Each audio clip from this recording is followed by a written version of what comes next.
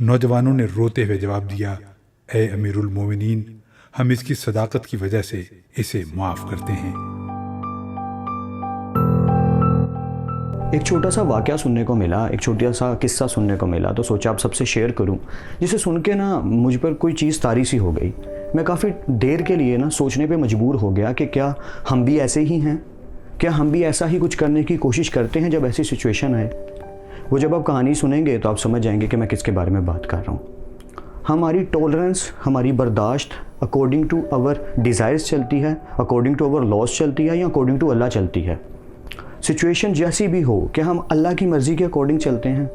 ابھی ریسنٹلی 12 ربیع الاول گزرا، حضور پاک صلی اللہ علیہ وسلم کے لیے کافی ساری باتیں کی گئیں، سنی گئیں، بتائی گئیں، سمجھی گئیں، پڑھی گئیں۔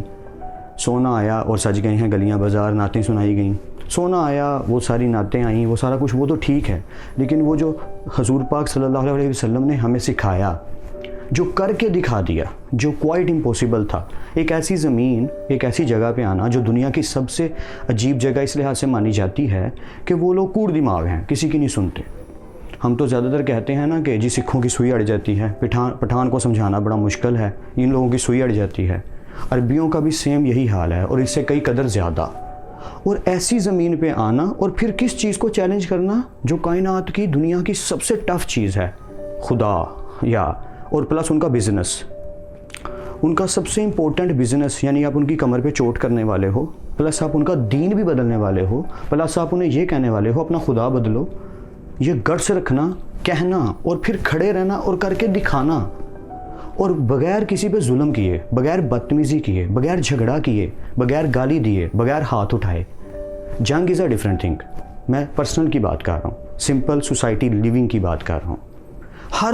ہر ظلم برداشت کرنا، ہر بات، ہر تانا برداشت کرنا، وہ ساری چیزیں ہونے کے باوجود وہ کر دکھانا جو کائنات کی ختم ہونے تک کائنات کے زندہ رہ جائے گا، جو فیل کروا گیا کہ حضور پاک صلی اللہ علیہ وسلم کیا ہیں، the real hero of all the history's. کیوں؟ کتنا کچھ انہوں نے برداشت کیا۔ تو جب بھی 12 ربیع الاول آتی ہے، ان کے آنے کی خوشی کے ساتھ ساتھ ہمیں وہ ساری چیزیں یاد کرنی ہیں۔ ویسے تو روز یاد کرنی چاہیے، لیکن سم ٹائم ہم تھوڑا سا زندگی میں کھو جاتے ہیں، زندگی کی الجھنوں میں، رش آن لائف، تو ان چیزوں کو تھوڑا سا نگلیکٹ کرنا شروع کر دیتے ہیں کہ ٹھیک ہے یار، وہ سچویشن اور تھی، یہ سچویشن اور ہے۔ نو، قرآن پاک نے جو واقعات بتائے، جو چیزیں سکھائیں، جو بتائیں، بہت فوکس سے سمجھیے، سنیے۔ ایک سجیشن ہے سب کے لیے میرا، پھر کہانی پہ موو آن کر جاتے ہیں۔ آپ سوچ رہے ہوں گے میں کہانی کی بات کر رہا تھا، میں کس طرف چل پڑا۔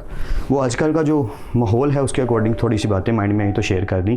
کہنے سجیشن یہی دینے لگا تھا ایز اے سمپل ادنا انسان کے طور پہ، ایک چھوٹا سا سجیشن، قرآن پاک کو نا روز خود پڑھیے پلیز، صرف 1 یا 2 آیات بے شک پڑھیے، ترجمے اور تشریح کے ساتھ، اور اس کو سمجھنے کی کوشش کیجیے۔ لٹرلی بہت زیادہ چیزیں زندگی میں آسان دکھنی شروع ہو جائیں گی۔ ہم کیا کرتے ہیں، وہی صورتیں بار بار پڑھتے رہتے ہیں۔ الحمد شریف پڑھ لی، سورۃ اخلاص پڑھ لی، یاسین پڑھ لی، سورۃ الرحمن پڑھ لی، باقی قرآن پاک بھی ہمارے لیے ہی اتارا گیا ہے۔ ڈفرینٹ قسم کی صورتوں کو چوز کیجئے، روز گھنٹوں پڑھیے اور سنیے، مطلب زیادہ ٹائم چلیے، جتنا بھی آپ سے ٹائم مینیج ہوتا ہے۔ آپ ڈرائیونگ کرتے ہیں تو during your passage, during your travelling, hand free use کر سکتے ہیں، اسپیکرز یوز کر سکتے ہیں، ڈزنٹ میٹر۔ صبح اٹھے ہیں، قرآن پاک پلے کر دیجیے اپنے ڈیوائسز پہ، ترجمے کے ساتھ سنیے اللہ تعالیٰ ہم سے کیا باتیں کرنا چاہ رہا ہے، ساتھ ساتھ ریڈی ہوتے رہیں، ساتھ ساتھ سنتے رہیں فوکس کے ساتھ۔ اور روز ایک ہی، یعنی کہ جیسے میں آج کل ایک سورت سن رہا ہوں، سورۃ الہود، تو اس کو میں تقریباً 1 منتھ سے روز سن رہا ہوں۔ 1 گھنٹے کی آئی تھنک آڈیو کی فائل ہے اس کی، صرف ایک سورت کی، تو میں روز 20 منٹس 30 منٹس کی سنتا ہوں۔ اس کا بینیفٹ کیا ہو رہا ہے کہ میں روز سن رہا ہوں، اسے ریپیٹ کری جا رہا ہوں۔ آفٹر 30 to 40 days جب آپ ایک ہی چیز سنتے ہیں نا، وہی والی ریپیٹ ہوتی ہے اسی ٹائم پہ سیم، تو وہ سٹور ہونی شروع ہو جاتی ہے، اس کی باتیں آپ کے مائنڈ میں چپساں، یعنی کہ جسے منجمد کہتے ہیں، ایبسولوٹ ہونی شروع ہو جاتی ہیں، یا جیسے بچے کو سبق رٹایا جاتا ہے۔ تو وہ ہے اصل میں امپورٹنٹ۔ اب موو کرتے ہیں کہانی پہ، جو سنتے ہی مجھے فیل ہوا کہ مجھے سب سے شیئر کرنی چاہیے اور ہمیں ایسا بننے کی پوری کوشش کرنی ہے۔ تو چلیے کہانی سنتے ہیں۔ 2 نوجوان سیدنا عمر رضی اللہ عنہ کی محفل میں داخل ہوتے ہی محفل میں بیٹھے ایک شخص کے سامنے جا کر کھڑے ہو جاتے ہیں اور اس کی طرف انگلی کر کے کہتے ہیں، یا عمر، یہ ہے وہ شخص۔ سیدنا عمر رضی اللہ عنہ ان سے پوچھتے ہیں، کیا کیا اس شخص نے؟ یا امیر المومنین، اس نے ہمارے باپ کو قتل کیا ہے۔ کیا کہہ رہے ہو؟ اس نے تمہارے باپ کو قتل کیا ہے؟ سیدنا عمر پوچھتے ہیں۔ پھر وہ اس شخص سے مخاطب ہو کر پوچھتے ہیں، کیا تو نے ان کے باپ کو قتل کیا ہے؟ وہ شخص کہتا ہے، ہاں امیر المومنین، مجھ سے قتل ہو گیا ہے ان کا باپ۔ کس طرح قتل کیا ہے؟ سیدنا عمر پوچھتے ہیں۔ یا عمر، ان کا باپ اپنے اونٹ سمیت میرے کھیت میں داخل ہو گیا تھا، میں نے منع کیا، باز نہیں آیا تو میں نے ایک پتھر دے مارا جو سیدھا اس کے سر میں لگا اور وہ موقع پر ہی مر گیا۔ سیدنا عمر کہتے ہیں، پھر تو قصاص دینا پڑے گا، موت ہے اس کی سزا۔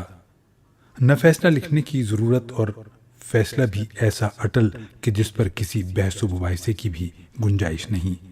نہ ہی اس شخص سے اس کے کنبے کے بارے میں کوئی سوال کیا گیا، نہ ہی یہ پوچھا گیا کہ تعلق کس قدر شریف خاندان سے ہے، نہ ہی یہ پوچھنے کی ضرورت محسوس کی گئی کہ تعلق کسی معزز قبیلے سے تو نہیں، معاشرے میں کیا رتبہ یا مقام ہے۔ ان سب باتوں سے بھلا سیدنا عمر کو مطلب ہی کیا؟ کیونکہ معاملہ اللہ کے دین کا ہو تو عمر پر کوئی اثر انداز نہیں ہو سکتا، اور نہ ہی کوئی اللہ کی شریعت کی تنفیذ کے معاملے پر عمر کو روک سکتا ہے، حتیٰ کہ سامنے عمر کا اپنا بیٹا ہی کیوں نہ قاتل کی حیثیت سے آ کھڑا ہو، قصاص تو اس سے بھی لیا جائے گا۔ وہ شخص کہتا ہے، اے امیر المومنین، اس کے نام پر جس کے حکم سے یہ زمین و آسمان قائم کھڑے ہیں، مجھے صحرا میں واپس اپنی بیوی بچوں کے پاس جانے دیجیے تاکہ میں ان کو بتاؤں کہ میں قتل کر دیا جاؤں گا۔ ان کا اللہ اور میرے سوا کوئی آسرا نہیں ہے، میں اس کے بعد واپس آ جاؤں گا۔ سیدنا عمر کہتے ہیں، کون تیری ضمانت دے گا کہ تو صحرا میں جا کر واپس بھی آ جائے گا؟ مجمع پر ایک خاموشی چھا جاتی ہے، کوئی بھی تو ایسا نہیں جو اس کا نام تک بھی جانتا ہو۔ اس کے قبیلے، خیمے یا گھر وغیرہ کے بارے میں جاننے کا معاملہ تو بات کی بات ہے، کون ضمانت دے اس کی؟ کیا یہ 10 درہم کے ادھار یا زمین کے ٹکڑے یا کسی اونٹ کے سودے کی ضمانت کا معاملہ ہے؟ ادھر تو ایک گردن کی ضمانت دینے کی بات ہے جسے تلوار سے اڑا دیا جانا ہے۔ اور کوئی ایسا بھی تو نہیں ہے جو اللہ کی شریعت کی تنفیذ کے معاملے پر عمر سے اعتراض کرے یا پھر اس شخص کی سفارش کے لیے ہی کھڑا ہو جائے، اور کوئی بھی نہیں ہو سکتا جو سفارشی بننے کی سوچ سکے۔ محفل میں موجود صحابہ پر ایک خاموشی سی چھا گئی ہے۔ اس صورتحال سے خود عمر بھی متاثر ہیں، کیونکہ اس شخصی حالت نے سب کو ہی حیرت میں ڈال کر رکھ دیا ہے۔ کیا اس شخص کو واقعی قصاص کے طور پر قتل کر دیا جائے اور اس کے بچے بھوکوں مرنے کے لیے چھوڑ دیے جائیں، یا پھر اس کو بغیر ضمانتی کے واپس جانے دیا جائے؟ واپس نہ آیا تو مقتول کا خون رائے گا جائے گا۔ خود سیدنا عمر سر جھکائے افسردہ بیٹھے ہیں اس صورتحال پر، سر اٹھا کر التجا بھری نظروں سے نوجوانوں کی طرف دیکھتے ہیں۔ معاف کر دو اس شخص کو۔ نہیں امیر المومنین، جو ہمارے باپ کو قتل کرے اس کو چھوڑ دیں، یہ تو ہو ہی نہیں سکتا۔ نوجوان اپنا آخری فیصلہ بغیر کسی جھجک کے سنا دیتے ہیں۔ عمر ایک بار پھر مجمع کی طرف دیکھ کر بلند آواز سے پوچھتے ہیں، اے لوگو، ہے کوئی تم میں سے جو اس کی ضمانت دے؟ ابو ذر غفاری رضی اللہ تعالی عنہ اپنے زود و صدق سے بھرپور بڑھاپے کے ساتھ کھڑے ہو کر کہتے ہیں، میں ضمانت دیتا ہوں اس شخص کی۔ سیدنا عمر کہتے ہیں، ابو ذر، اس نے قتل کیا ہے، چاہے قتل ہی کیوں نہ کیا ہو۔ ابو ذر اپنا اٹل فیصلہ سناتے ہیں۔ عمر کہتے ہیں، جانتے ہو اسے؟ ابو ذر، نہیں جانتا اسے۔ عمر، تو پھر کس طرح ضمانت دے رہے ہو؟ ابو ذر، میں نے اس کے چہرے پر مومنوں کی صفات دیکھی ہیں اور مجھے ایسا لگتا ہے یہ جھوٹ نہیں بول رہا، انشاءاللہ یہ لوٹ کر واپس آ جائے گا۔ عمر کہتے ہیں، ابو ذر دیکھ لو، اگر یہ 3 دن میں لوٹ کر نہ آیا تو مجھے تیری جدائی کا صدمہ دیکھنا پڑے گا۔ امیر المومنین، پھر اللہ مالک ہے۔ ابو ذر اپنے فیصلے پر ڈٹے ہوئے جواب دیتے ہیں۔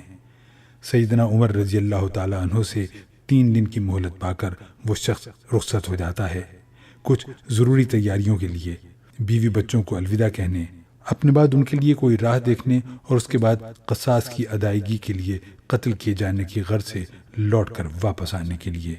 اور پھر 3 راتوں کے بعد عمر بھلا کیسے اس امر کو بھلا پاتے؟ انہوں نے تو ایک ایک لمحہ گن کر کاٹا تھا۔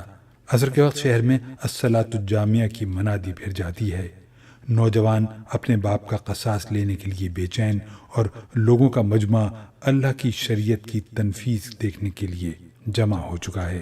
ابو ذر غفاری بھی تشریف لاتے ہیں اور آ کر عمر رضی اللہ تعالیٰ عنہ کے سامنے بیٹھ جاتے ہیں۔ کدھر ہے وہ آدمی؟ سیدنا عمر سوال کرتے ہیں۔ مجھے کوئی پتہ نہیں یا امیر المومنین، ابو ذر مختصر جواب دیتے ہیں۔ ابو ذر آسمان کی طرف دیکھتے ہیں جدھر سورج ڈوبنے کی جلدی میں معمول سے زیادہ تیزی کے ساتھ جاتا دکھائی دے رہا ہے۔ محفل میں ہو کا عالم ہے۔ اللہ کے سوا کوئی نہیں جانتا کہ آج کیا ہونے جا رہا ہے۔ یہ سچ ہے کہ ابو ذر سیدنا عمر کے دل میں بستے ہیں۔ عمر سے ان کے جسم کا ٹکڑا مانگیں تو عمر دیر نہ کریں، کاٹ کر ابو ذر کے حوالے کر دیں، لیکن ادھر معاملہ شریعت کا ہے، اللہ کے احکامات کی بجا آوری کا ہے۔ کوئی کھیل تماشا نہیں ہونے جا رہا، نہ ہی کسی کی حیثیت یا صلاحیت کی پیمائش ہو رہی ہے۔ حالات و واقعات کے مطابق نہیں اور نہ ہی زمان و مکان کو بیچ میں لایا جانا ہے۔ قاتل نہیں آتا تو ضامن کی گردن جاتی نظر آ رہی ہے۔ مغرب سے چند لہجہ پہلے وہ شخص آ جاتا ہے۔ بے ساختہ حضرت عمر کے منہ سے اللہ اکبر کی صدا نکلتی ہے، ساتھ ہی مجمع بھی اللہ اکبر کا ایک بھرپور نعرہ لگاتا ہے۔ عمر اس شخص سے مخاطب ہو کر کہتے ہیں، اے شخص، اگر تو لوٹ کر نہ بھی آتا تو ہم تیرا کیا کر لیتے؟ نہ ہی تو کوئی تیرا گھر جانتا تھا اور نہ ہی کوئی تیرا عطا پتہ۔ امیر المومنین، اللہ کی قسم، بات آپ کی نہیں ہے، بات اس ذات کی ہے جو سب ظاہر و پوشیدہ کے بارے میں جانتا ہے۔ دیکھ لیجئے، میں آ گیا ہوں، اپنے بچوں کو پرندوں کے چوزوں کی طرح صحرا میں تنہا چھوڑ کر، جدھر نہ درخت کا سایہ ہے اور نہ ہی پانی کا نام و نشان۔ میں قتل کر دیے جانے کے لیے حاضر ہوں۔ مجھے بس یہ ڈر تھا کہ کہیں کوئی یہ نہ کہہ دے کہ اب لوگوں میں سے وعدوں کا ایفا ہی اٹھ گیا ہے۔ سیدنا عمر نے ابو ذر کی طرف رخ کر کے پوچھا، ابو ذر، تو نے کس بنا پر اس کی ضمانت دے دی تھی؟ ابو ذر نے کہا، اے عمر، مجھے اس بات کا ڈر تھا کہیں کوئی یہ نہ کہہ دے کہ اب لوگوں سے خیر ہی اٹھا لی گئی ہے۔ سیدنا عمر نے ایک لمحے کے لیے توقف کیا، پھر ان دو نوجوانوں سے پوچھا کہ کیا کہتے ہو اب؟ نوجوانوں نے روتے ہوئے جواب دیا، اے امیر المومنین، ہم اس کی صداقت کی وجہ سے اسے معاف کرتے ہیں۔ ہمیں اس بات کا ڈر ہے کہ کہیں کوئی یہ نہ کہہ دے کہ اب لوگوں میں سے عفو اور درگزر ہی اٹھا لیا گیا ہے۔ سیدنا عمر رضی اللہ تعالی عنہ اللہ اکبر پکار اٹھے اور آنسو ان کی داڑھی کو تر کرتے نیچے گر رہے تھے۔ اے نوجوانوں، تمہاری عفو و درگزر پر اللہ تمہیں جزائے خیر دے۔ اے ابو ذر، اللہ تجھے اس شخص کی مصیبت میں مدد پر جزائے خیر دے، اور اے شخص، اللہ تجھے اس وفائے عہد و صداقت پر جزائے خیر دے، اور اے امیر المومنین، اللہ تجھے تیرے عدل و رحم دلی پر جزائے خیر دے۔ اے اللہ، جزائے خیر دے، آمین یا رب العالمین۔